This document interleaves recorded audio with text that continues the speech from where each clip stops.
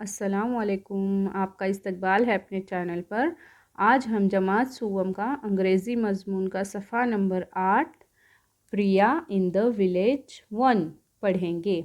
Listen carefully, look into your book and से with me.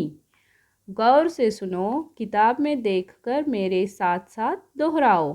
अब मैं ये सबक पढ़ती हूँ, आपको मेरे बाद दोहराना है। Hi, I am Priya.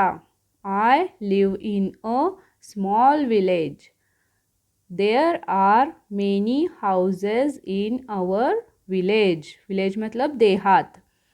The houses are close together. There are small lanes between the houses. There are many plants and trees around the houses. दाजी काका इज़ अवर नेबर. नेबर मतलब पड़ोसी.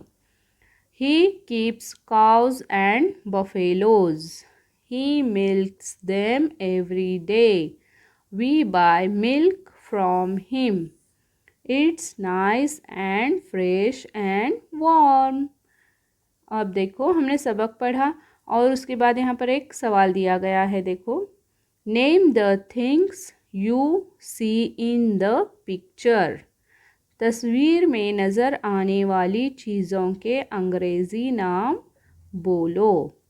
अभी बहुत सी चीज़ें यहाँ पर हमें उसके अंग्रेज़ी नाम बताने हैं. यहाँ पे देखो, ये क्या है? हिल है, छोटी सी टेकड़ी है ये. उसके बाद यहाँ पे बहुत से ट्रीज़ हैं.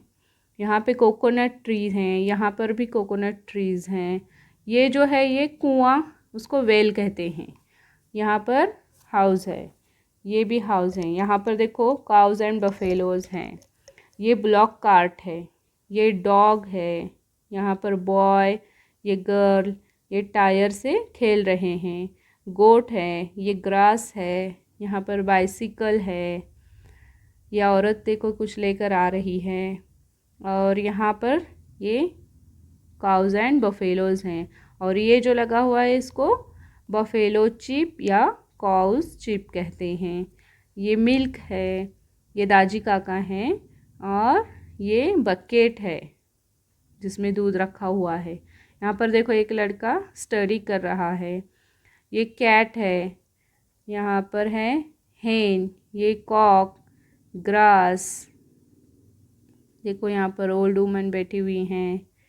इस तरह से बहुत सी चीज़ें हम लिख सकते हैं.